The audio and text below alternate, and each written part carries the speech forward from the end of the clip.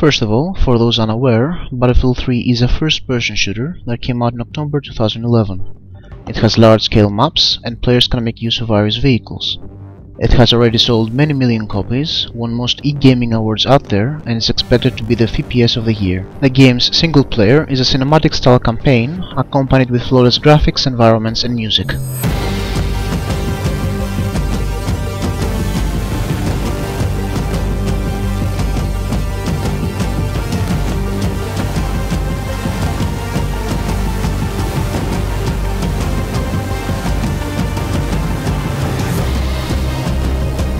And in this video we're not gonna get into it. Instead, we're gonna talk about the multiplayer, for which Battlefield games are well known for. First of all, by far the most important piece of advice for new players is spotting. Every time you see an opponent, if he's on foot, in a tank, helicopter, even a damn unicycle, spot him.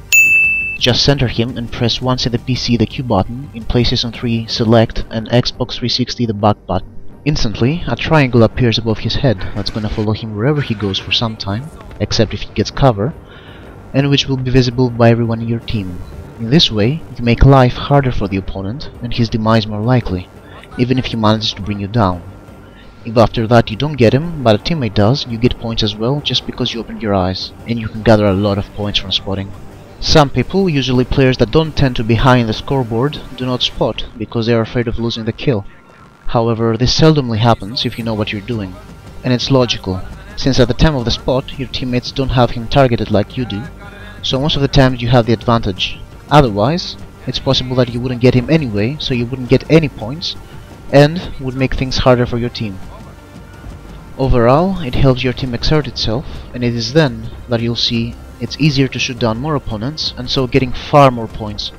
So put your finger in the spot button, even if it gets unkill losses. Now that's over, let's move on to the game's classes. There are 4 of them for you to choose: Assault, Engineer, Support, and Recon. And they're designed to enhance and impose teamwork if your goal is to win the game. Assault. He's practically a combat medic, not like him, but a bit more like him. His weapons are equally deadly with other classes, and he also has a defibrillator, with which he revives his fallen teammates. Also, he has the medkit that increases their health, so overall try and play further behind your teammates, so that it is them that are more exposed to enemy fire, and it is you that will revive or patch them up.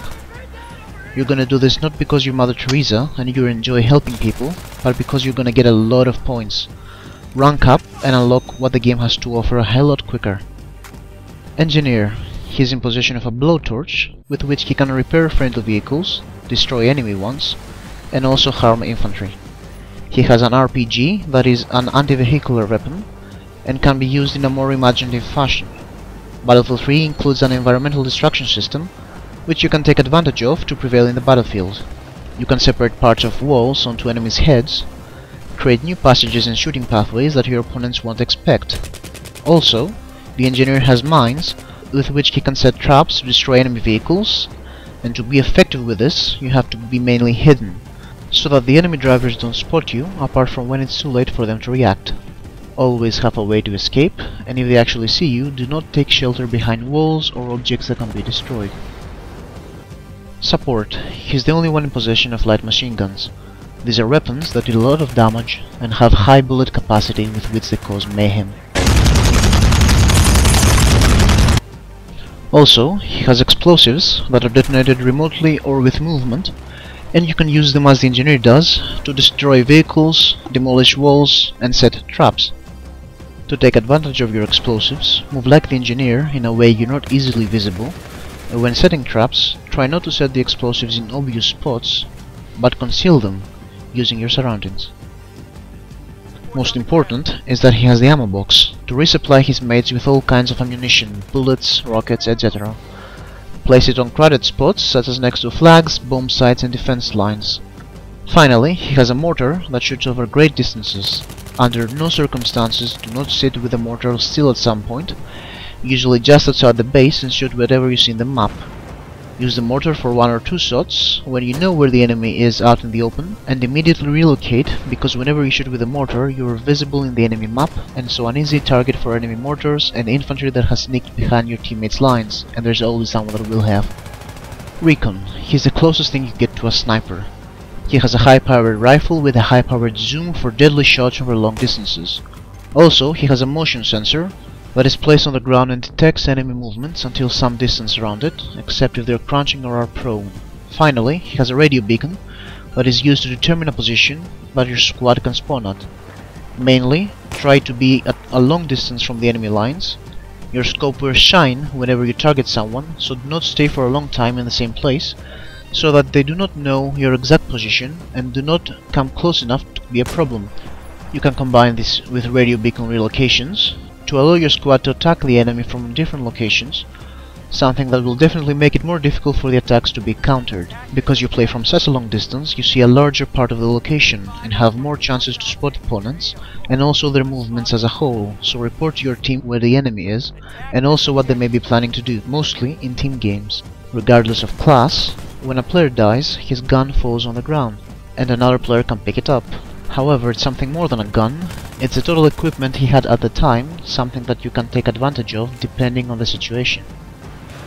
For example, if your teammate has fallen or his health is low when you just killed a medic, pick up his kit and revive your teammate or patch him up.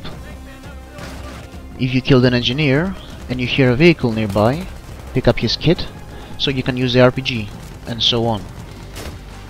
Also, it could be that you are running low on ammo and do not have time to reload, and it's quicker to pick up the opponent's weapon and use it yourself. Keep in mind, however, it will have in the magazine the number of bullets he had left when it fell, so remember how many rounds he used before you brought him down. Gravity, the force with which the Earth attracts towards its center physical bodies. The projectile's trajectory is in reality influenced by gravity, and this is also true in Battlefield 3.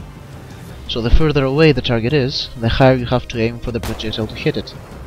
This is the case for bullets, rockets, grenade launchers, etc. Some of you are used to shooting in a straight line from other FPS games, and probably the thought of something different is alarming and frightening. However, soon you'll find out that it adds to the realism and suspense of the game, it doesn't take long to get used to, and afterwards other games just look silly. Spawn. In Battlefield 3 you can start the game at the base of your team, on a flag, or on one of your squad mates. Think before you decide where to spawn. If your squadmate needs help capturing a flag or defending a location, spawn on him and cover each other. If he is wounded, spawn on him with the assault class and patch him up. If you see an enemy vehicle nearby, then spawn as an engineer and destroy it using your rocket launcher, and so on. In the same time, if you see that he is in an impossible situation, such as surrounded by a superior force, without a way out, then don't do things worse by spawning on him and practically giving away points to the enemy. Spawn at the base, man an Abrams or a Viper, and move towards the front lines. Tickets. Its team starts with a specific number of tickets that account for the number of lives available to complete an objective, whatever that is, depending on the game mode. Whenever a teammate falls, your team loses a ticket, except if someone revives him. PTFO. Many times in public servers you'll see others writing to you PTFO. This is short for play the objective. Battlefield 3 gives you the choice to play in a style that you prefer. Either that is close infantry combat or using various vehicles, or for example taking a sniper rifle and sitting on a hill a mile away. However, you'll get the most points if you use teamwork. Help your teammates, and most important, play the game's objective. Either that is take hold of a strategic location or blow up a target, etc. Play the objective and the action will come to you, and it's then that you'll get the most points and unlock everything the game has to offer a lot quicker. The aim of this guide was to give you the vital knowledge to survive in the game and ideas about how to use its various elements in order to be more effective in the battlefield. If you'd like us to give more advanced information in a future video, let us know by leaving a comment underneath. For those of you that are Greek, check out the Greek community's website on battlefield.gr.